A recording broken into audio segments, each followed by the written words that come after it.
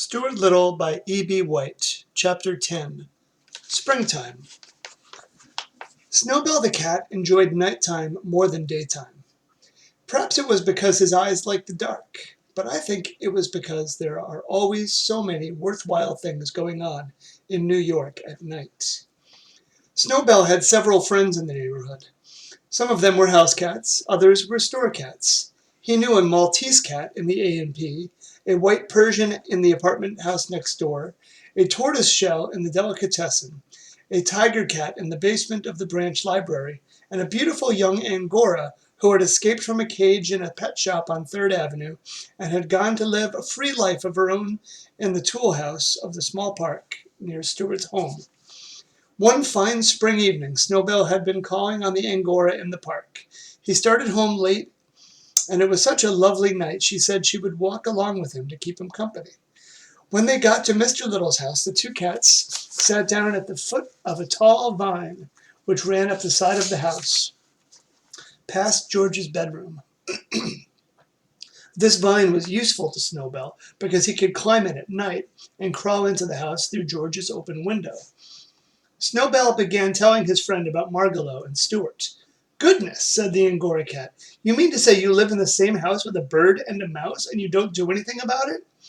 "That's the situation," replied Snowbell, "but what can I do about it? Please remember that Stuart is a member of the family, and the bird is a permanent guest like myself." "Well," said Snowbell's friend, "all I can say is you've got more self-control than I have." "Doubtless," said Snowbell. "However, I sometimes think I've got too much self-control for my own good. I've been terribly nervous and upset lately, and I think it's because I'm always holding myself in." The cats' voices grew louder, and they talked so loudly that they never heard a slight rustling in the vine a few feet above their heads. It was a gray pigeon, who had been asleep there, and who had awakened at the sound of cats and began to listen. "This sounds like an interesting conversation," said the pigeon to himself. "Maybe I'd better stay around and see if I can learn something." "Look here," he heard the Angora cat say to Snowbell. "I admit that a cat has a duty toward her own people, and that under the circumstances it would be wrong for you to eat Margalo. But I'm not a member of your family, and there's nothing to stop me from eating her, is there?" "Nothing that I can think of offhand," said Snowbell.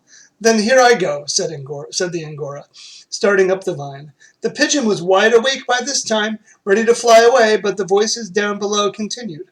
"Wait a minute," said Snowbell. "Don't be in such a hurry. I don't think that you'd better go in there tonight." "Why not?" asked the other cat. "Well, for one thing, you're not supposed to enter our house. It's unlawful entry, and you might get into trouble." "I won't get into any trouble," said the Angora.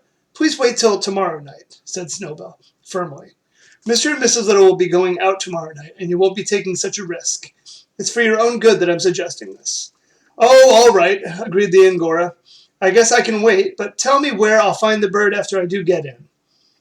"That's simple," said Snowbell. "Climb this vine, enter George's room through the open window. Then go downstairs and you'll find the bird asleep in the Boston fern on the bookcase." "Easy enough," said the Angora, licking her chops. "I'm obliged to you, sir." "Well, the old thing," whispered the pigeon to himself, and he flew away quickly to find a piece of writing paper and a pencil.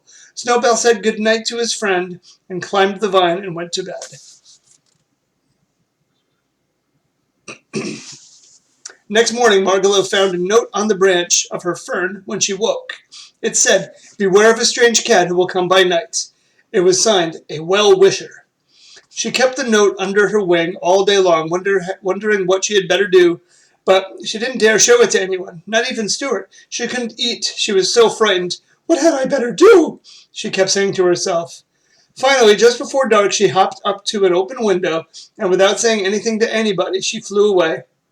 It was springtime, and she flew north, just as far as she could fly, because something inside her told her that north was the way for a bird to go when spring comes to the land.